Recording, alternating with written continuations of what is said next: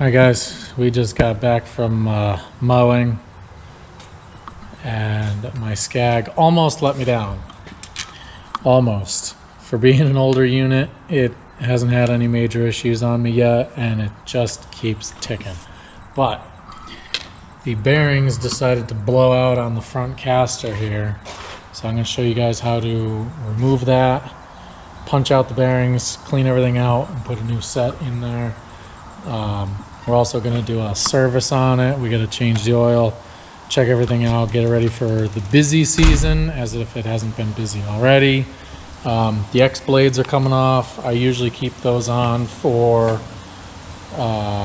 fall, for doing the heavy leaf removal, chopping and stuff, leaf cleanup, and then the heavy spring growth, which is almost coming to an end. Usually I change out my X blades right around the 1st of June, which is tomorrow.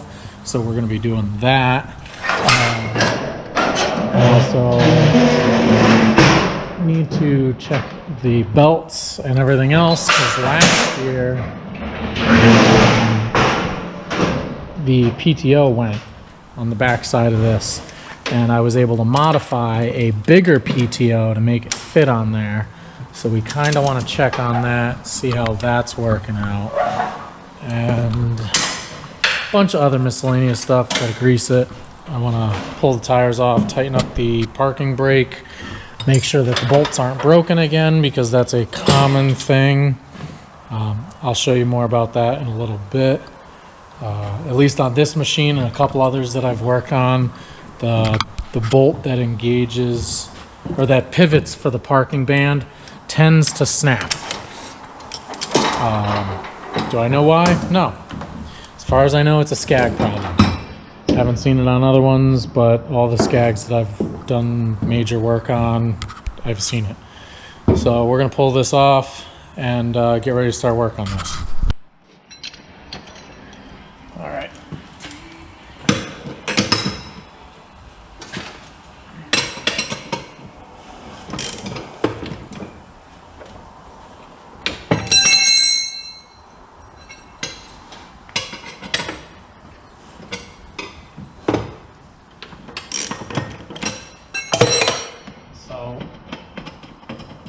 What we got to do for changing these out, here's what we got. We got a shorter spacer, which what I did, I'll tell you in a minute. I got 2 sets of blades, and this is the spacer from Ballard Products, or Ballard, whatever it is. Great. I think it was like 30 bucks. Best money I've spent. Especially for an old machine like this. It works awesome. I wouldn't have it any other way, to be honest with you. The only thing is, you got to be a little bit smarter than what's going on with it, because I don't know if you can see it, but this is, I don't know, a little bit more than 1/8 of an inch thick plate steel. So you got to figure with the Scags, you've got your bolt for the spindle, you got your washer, and then what you got to do is, from the factory, you have your regular spacer that would be going on right after the blade, and you can see how thick that is.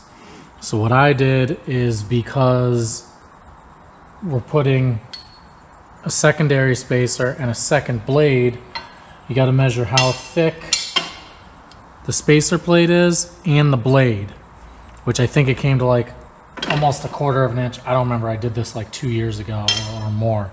So what I did is I took the original spacers that were on the machine and I threw them on the lathe, and you can see that I cut them down the approximate gap of what the blade and the spacer would be. So nothing changes with the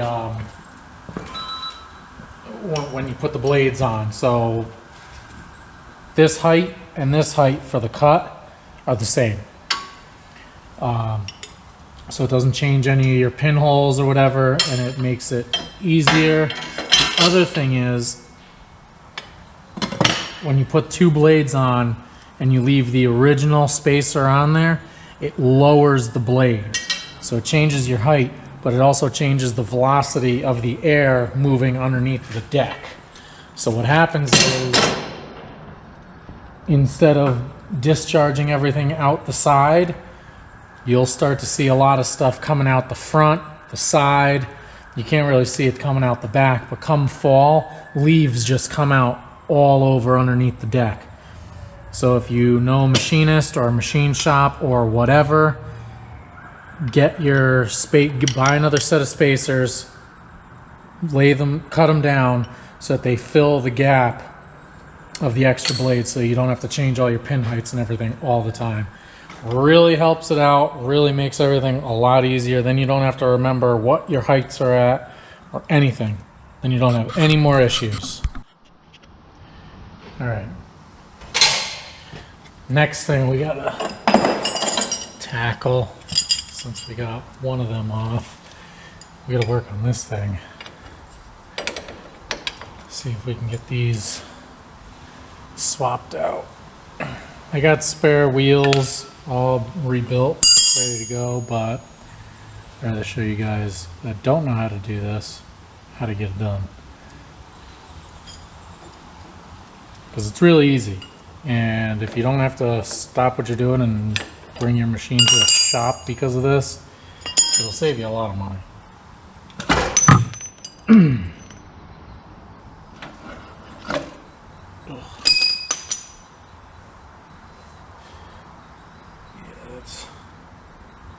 It's pretty hammered in there. That side isn't bad. That side is gone. There's nothing left. Yeah. I don't know if you can see that, but there's nothing left of that thing. So what we're gonna do is we're gonna go punch out both bearings. I'm pretty sure I have them in stock. I think that sleeve should still be good. Hopefully. That looks good on this side. Because I just replaced these wheels, I think 2 years ago. These forks are worn out. There's a big groove on this side from everything slopping around for so long, because everything on this machine is all original, and it's got almost 4,600 hours on it, so it's a pretty decent amount for a mower of this age. I think it's a 2004 or 2005. Everything else is pretty tight on it, but a lot of this stuff is just worn out. So let's see if we can go get this changed out. All right, so got my bearing kit. I actually found it. I have like 3 or 4 other ones as well, which is good.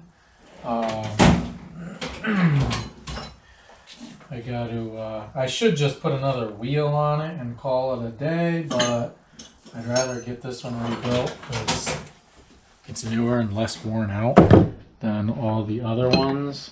So I figure this would be better. Well, that's been slopping around for a while. That's pretty worn out. This is the spacer that goes over the shaft, but in between the fork. And I don't know if you can see that or not, but it's pretty worn out. I don't know why.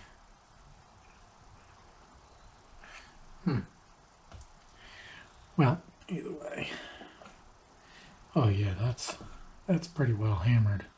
Well, I certainly didn't have any issues of not greasing it. Certainly plenty greasy, that's for sure.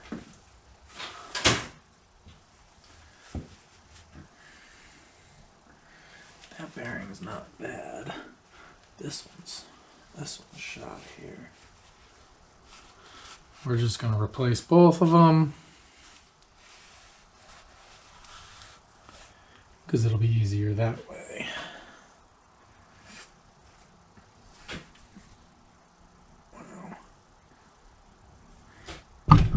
So basically, this thing sits right in here in between the dust boot.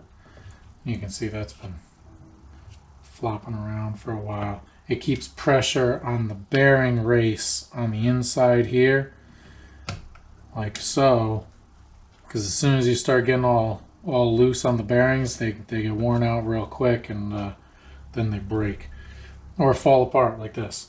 So that's one of the reasons why I got washers in between the forks, because it's worn out. So let's see.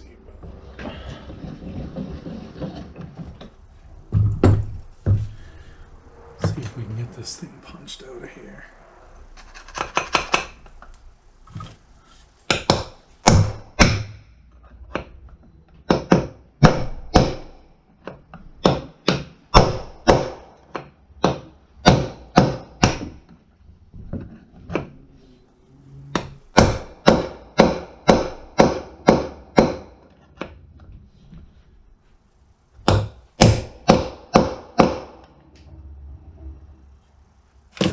Coming out. Can't really tell. Yeah, it's coming. Kind of a pain. There's no real way to see in there, especially with the other bearing.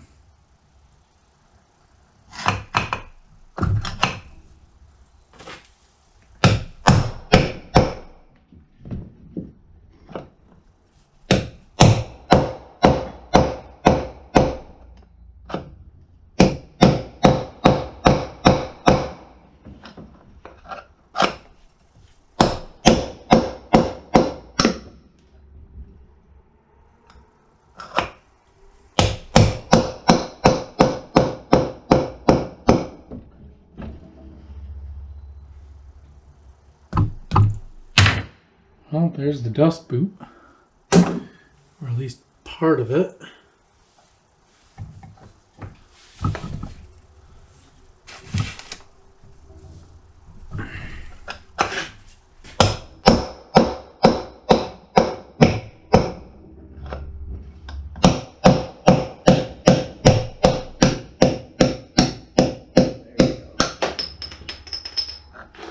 We got it. Don't want to put that anywhere. Let's see.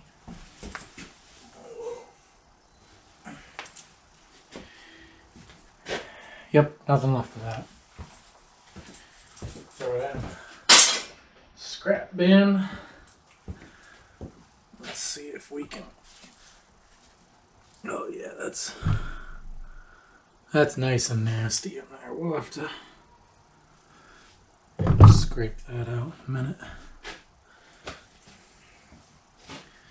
I have to get some more rags. I'm almost out of rags.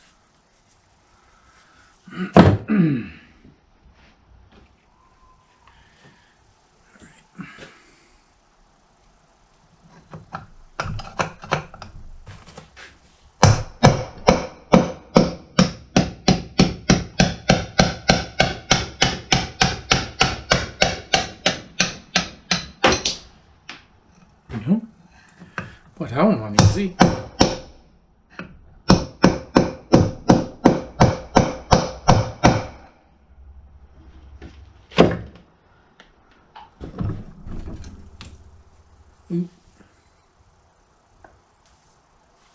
Oh, gotta still get that up. Oh, there's the cage. That's what's left of the cage for the bearings that blew apart. It's pretty nice.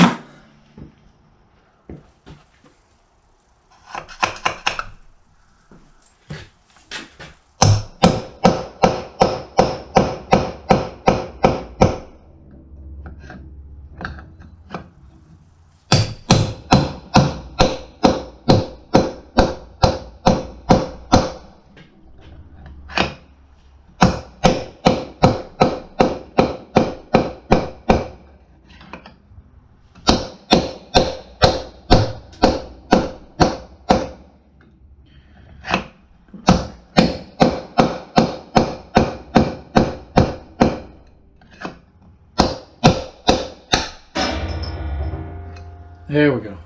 We're out. It's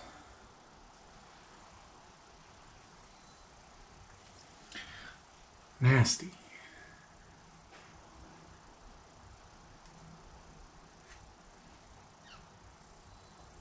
All right. Wow. Yeah, those bearings had some slop in them.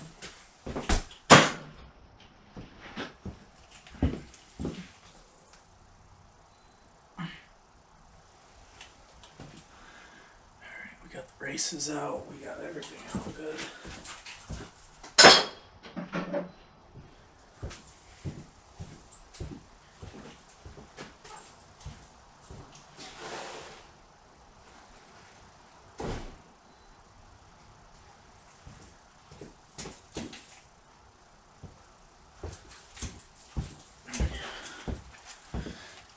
Got some more rags. Let's stick this in here.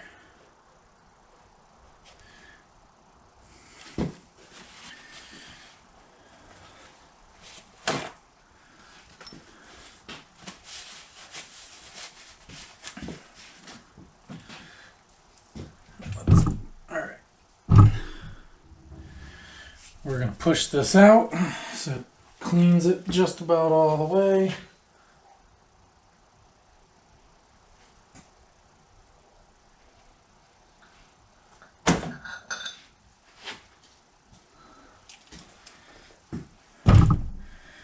All right, we're mostly clean.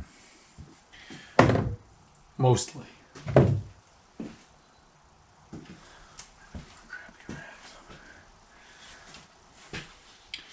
I don't usually get too crazy with cleaning them out because these things don't last very long.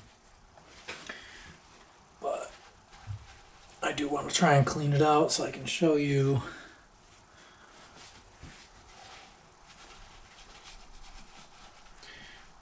what you've got to set these things up against.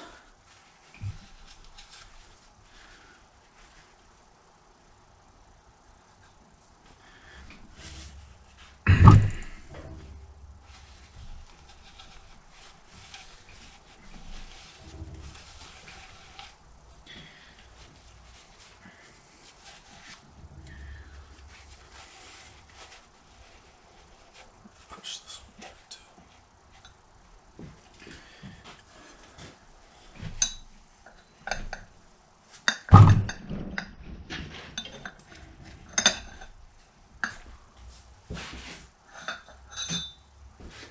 All right. Now, I don't know if you can see this or not, but there's these dimples here. 1, 2, 3, 4, 5, 6 of them. Inside, that's what you set the race up against. It's about maybe an inch inside. They're on both sets, or both sides, I mean. So when you pull this kit apart, which I'll show you in a second. Hopefully this is the right kit.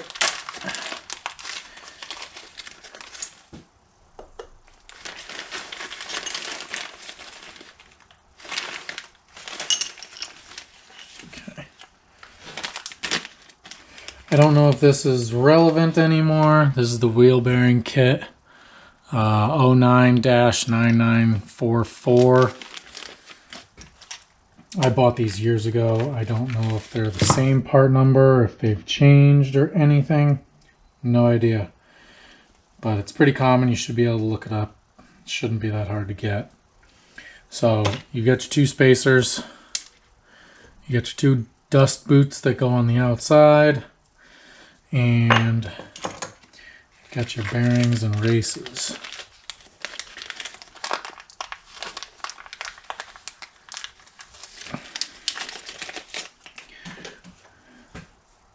So when you drive this in, got to get this to sit down all the way to the nubs on the inside. Then you got to pack these with grease, typical. Put this in, drive your dust boot in on top, and you are good to go.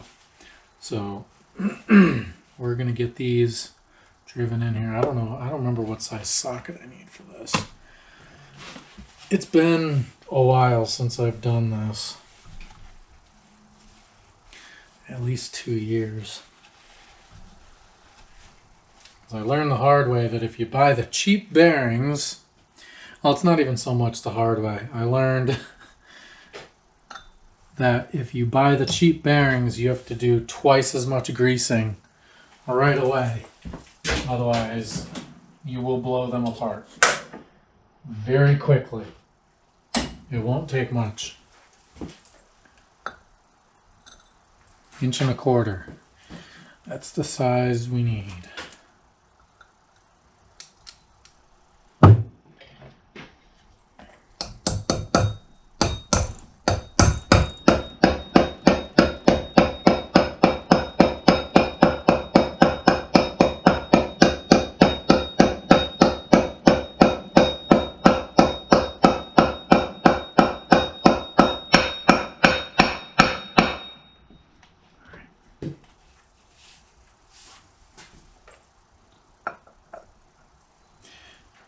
I should be doing this with the right tool, but I don't have one, so I just use a socket.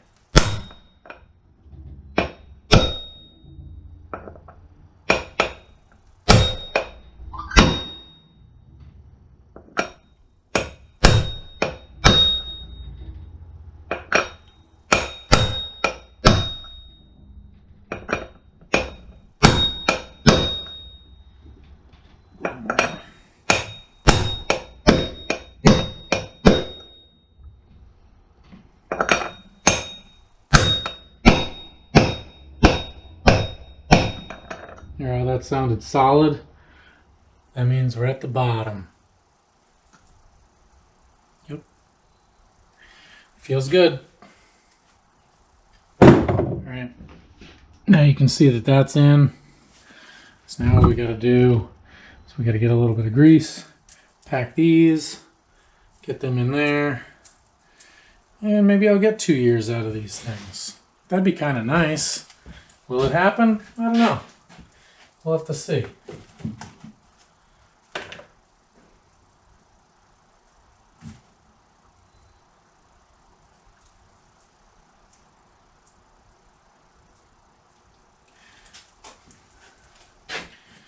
I'm just using regular multi-purpose wheel bearing grease. I do not have a packer. I usually do it all by hand. And because these are so small, they're quite a pain to slam into your palm, so I just kind of press it in there.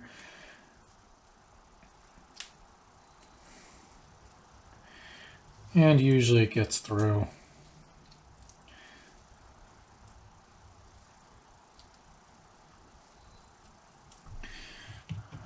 And then I'll throw some grease in there. Usually we're good. We try and grease these once a week. We usually do, I don't know, 20 to 25 hours of cut in a week. So we usually give it 1 or 2 shots a week just to get by. We really haven't had too many issues with them. Although I think the forks really started getting a little bit more worn out, so I think that's why this one's going.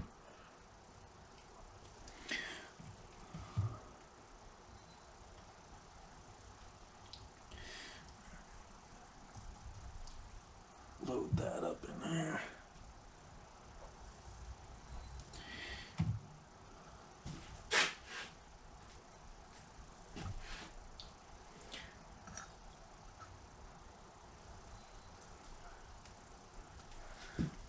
Nice.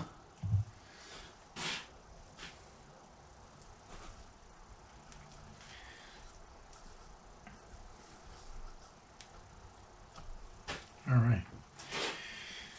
That one's good to go.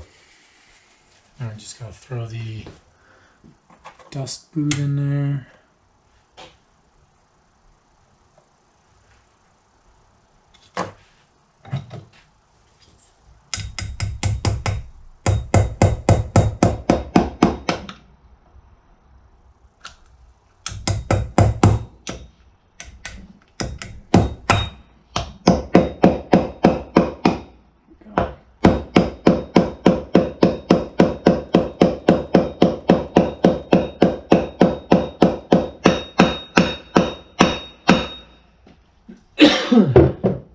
All right, dust boots in, put your sleeve in there, and you're done. That's how you rebuild it. Nice and easy. What'd it take me? 10 minutes for that one side, max. Actually, you know what? That might fall out while I'm trying to get this other bearing in here.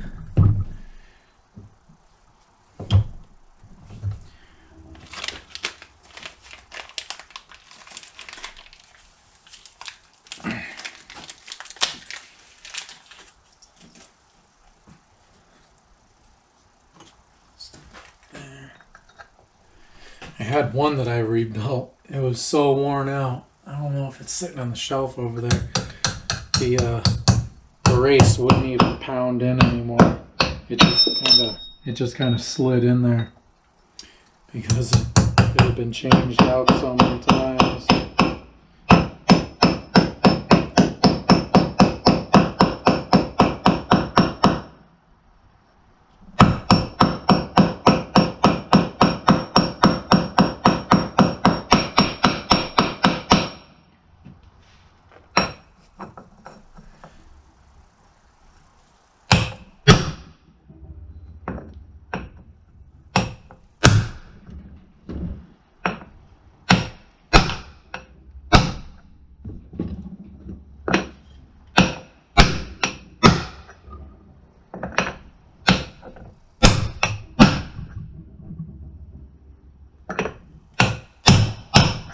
Solid, we're in.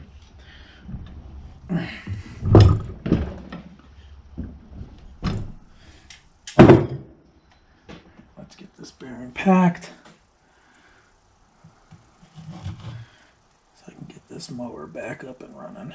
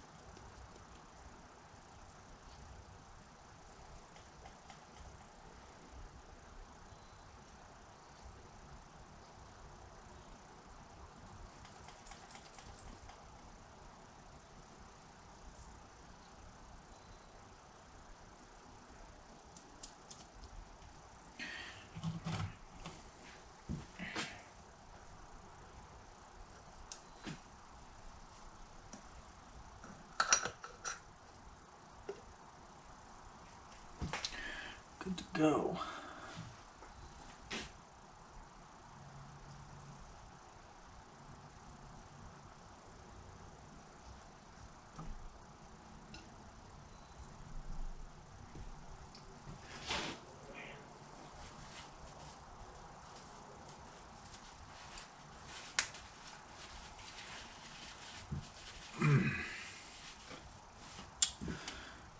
All right, throw this dust boot in there and we're done.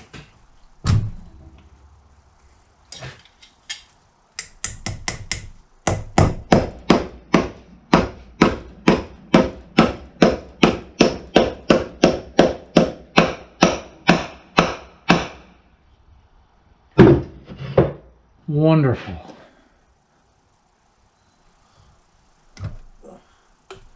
spacers in.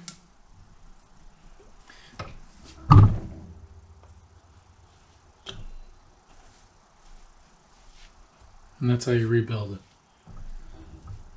it. Send it to a shop, they're going to charge you an arm and a leg to do that. Or you can just do it here in your own shop. It's not that hard. You don't need that many tools. I used to do it for a bunch of other landscapers because they were either too lazy or didn't know what they were doing, or they were afraid that it was too hard, too difficult. When really it's just a matter of a little bit of time. Ooh, that's nasty. Oh man, that's been... Looks like I need to replace that sleeve.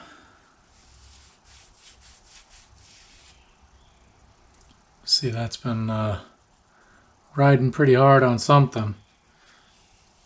I don't know what. I think I have another one of those in stock. I do.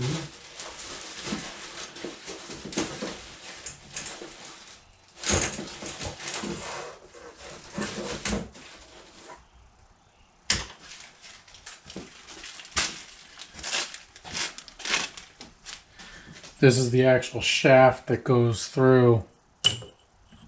Oh, that one's a little shorter, huh? Huh. It's also not as thick.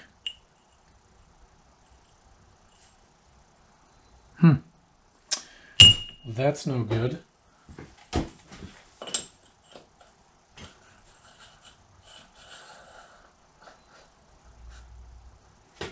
Seems to go through properly. I don't know. I don't know what the deal is. But it's definitely shorter.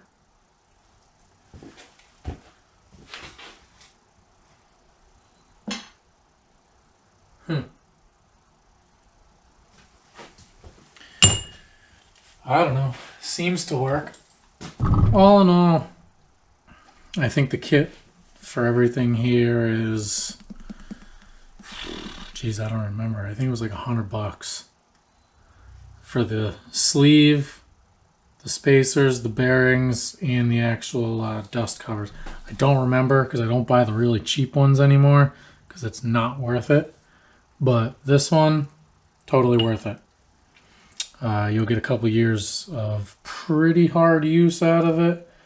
I try and stay on top of my maintenance, but for sometimes when I can't do it and I think that my guys are going to do it, they don't. And it just doesn't get done. So hopefully that helped you out, made your life a little bit easier, and hopefully it'll save you some money in the long run. If you like what you saw, give us a follow, give us a subscribe, like it, and we'll see you on the next one. Alright, so now that that's rebuilt, now I can get back to putting this in, maybe finishing this thing. You can, I don't know if you can see how worn out that is, but it's pretty cupped. This inside part has a groove in it, super deep. I really need a new one, but I'm pretty sure it's discontinued because they changed the style of it. I don't remember. I looked it up once, and I was kind of upset at my findings from what I recall. But then again, I'm not sure.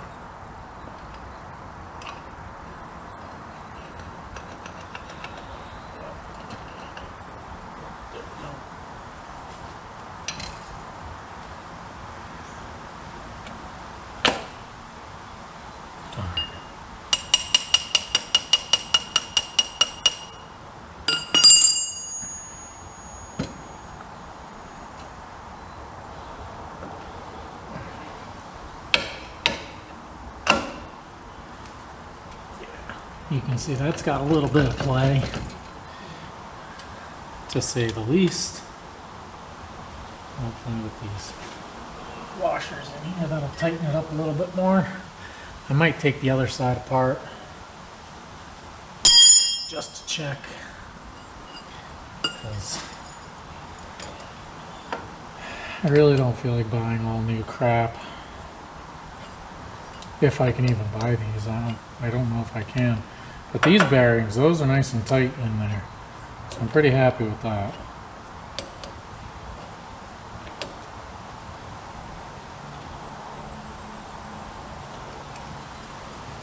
Oh yeah. Nice. The reason why I'm putting all these washers in here is when I first got it,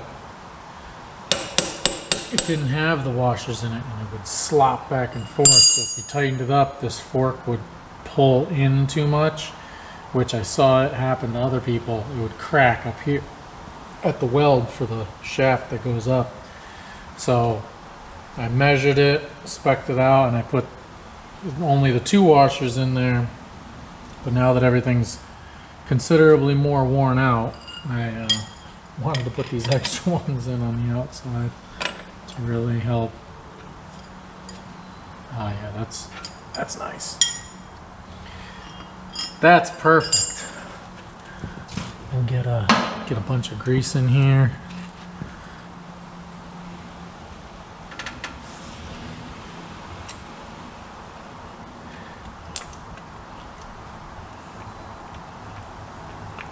Spin it around a few times, then tomorrow we'll bring the grease gun with us. And usually after 1 or 2 lawns, I'll grease it again, run it for a couple more lawns, grease it again, just to make sure that it's getting in there.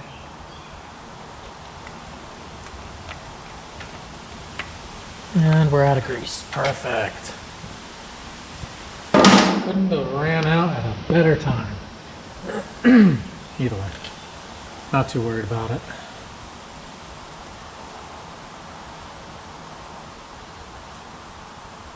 Oof. Just getting it everywhere. Alright. That side's pretty good. Nice. So now what we're going to do, I'm going to move the mower over to the other side and then change that last blade on it. And we should be good. And I can get the deck greased, get the caster shafts greased, and get ready to change the oil and pull the back end apart.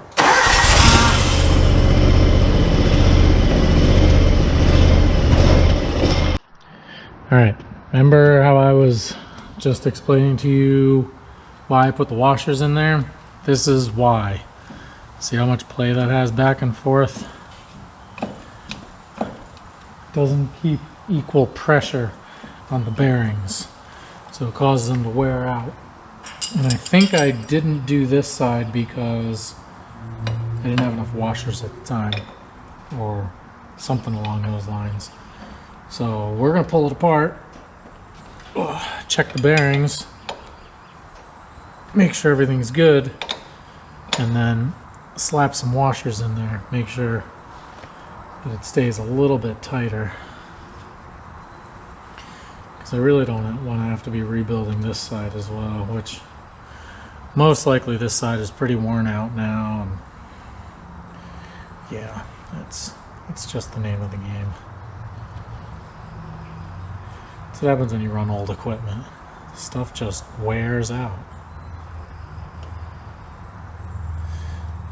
But I can't complain too much. This mower's been nothing but good to me.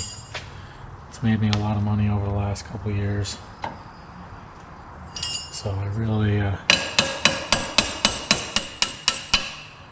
really can't say anything about it. It's done me well.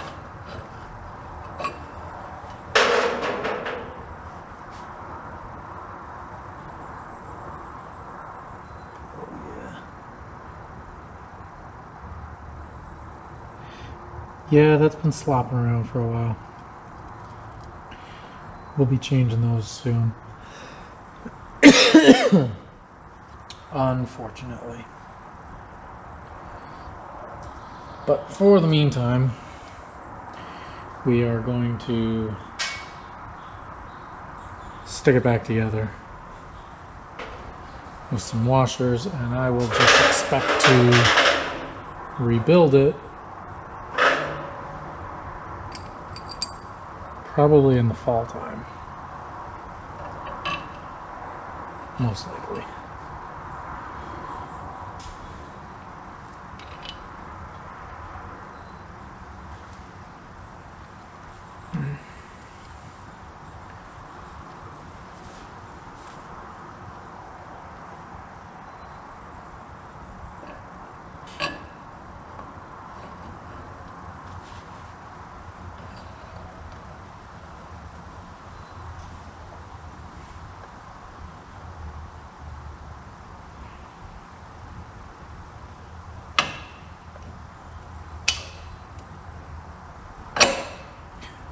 Oh.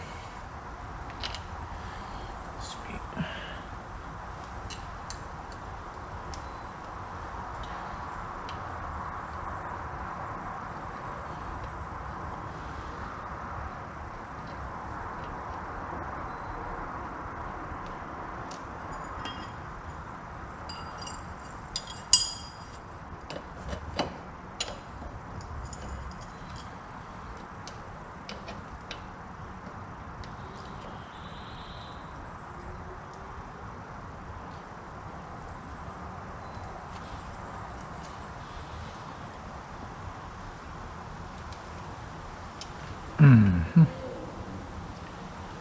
It's kind of goes in a little bit too much. Doesn't flop around, but I don't know if you can see. You can see the fork is kind of going in a little bit. I don't really like that. Not a whole lot, but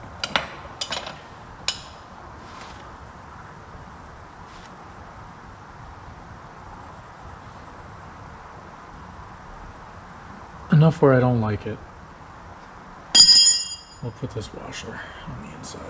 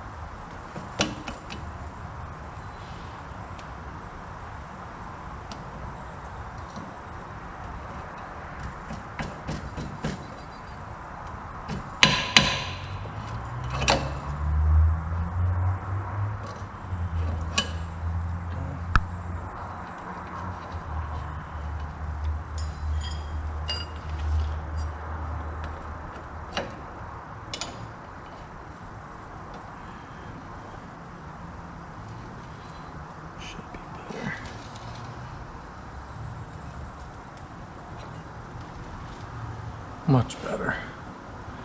I like that. Still goes in a little bit much, but better than what it was. All right, so while the engine oil is draining, we're gonna work on getting in here so we can check out the parking brake and get that adjusted.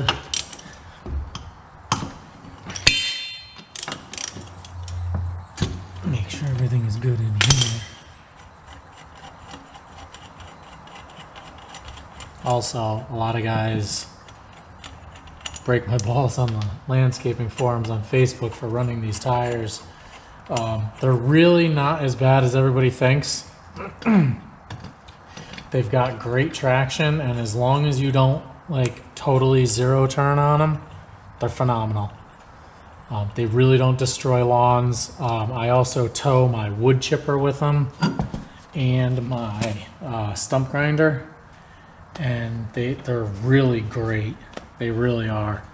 I've got, I think, about 400 hours on them right now, and I'm just starting to touch here, so I'm probably going to unmount them and flip them over. The only thing that I don't like about them is they're extra wide. They say they're 12.5s, I think, or 12s, 12-inch wide, but they're wider than the standard tires. So what happens is, I'll show you in a second, but see this big groove right here? I made a big groove here because it was wearing on the brake band, on the actual adjuster, the adjustable part.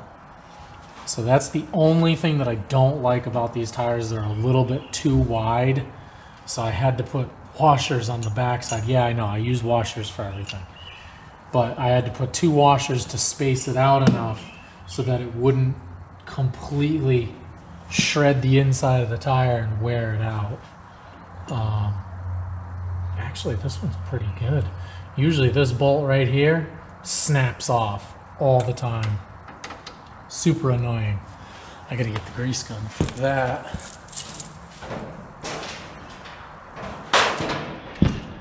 So what I'll probably do is in another video coming up, I'll rotate these tires, because this inner side is finally getting down to the part where I'm hitting the smooth area. So I'll flip-flop this, put it on the opposite side, and then we'll be good to go for probably the rest of this season. I still have the remaining tires that I had on here before, so I should be good with those if these get real bad. But this band is in pretty good shape.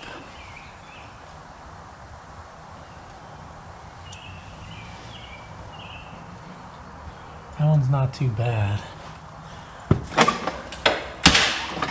I think it's the other side that might have broken, because it's not as tight as it normally is.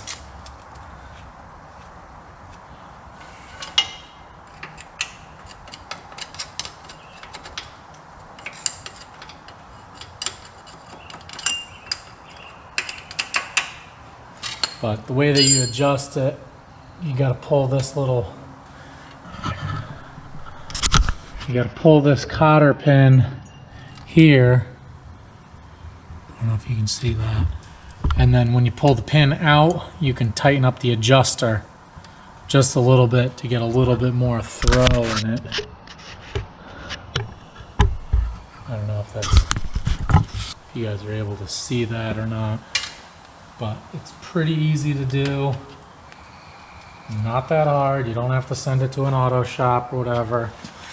The other thing that you got to check, that's where it's rubbing too. It's rubbing right here on this bolt. The other thing you got to check is, got to make sure your back bar is good. It's the big plastic bar that goes across the anti-scalping bar, wheel, whatever you want to call it. And then you got to check, make sure you get all the crap out from around the motor so it doesn't get hot.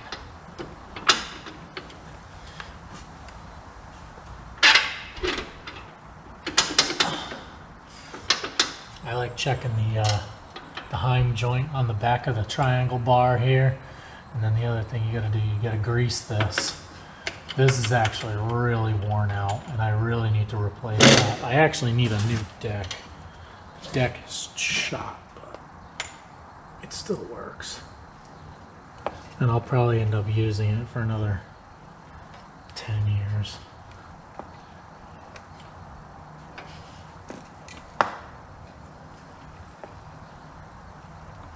It's not taking grease. I gotta let that down.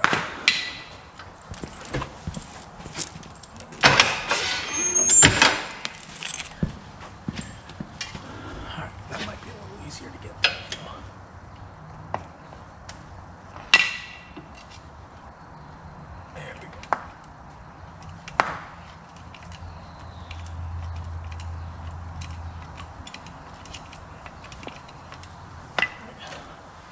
All right, I usually put a lot of grease in there because I don't get a chance to grease that one all the time. I think that's just about it. This side should be good. Some of the other things that we got to work on this that'll be coming down the pipeline is got to change the muffler. Both flanges coming off the engine block are cracked. Also, I need to investigate the wiring on this because when I got it, all the safeties have been disconnected and shorted out. I don't know if you can see that. That safety is disconnected. This one's disconnected. The seat one is disconnected. And in order to start it, you got to turn the key on and then short the solenoid to get it to start. I mean, it's pretty nice because you can leave it pretty much anywhere and not have to worry about somebody stealing it. So that's a benefit, but it gets pretty annoying when I have a new guy that tries to jump on it and start it and he doesn't know what to do. So I need to work on that. And I also need to rewire my switch. The switch is broken. Must have gotten beaten up from that. Other than that, that's pretty straightforward for today. Get the rest of this fixed up and back on the trailer.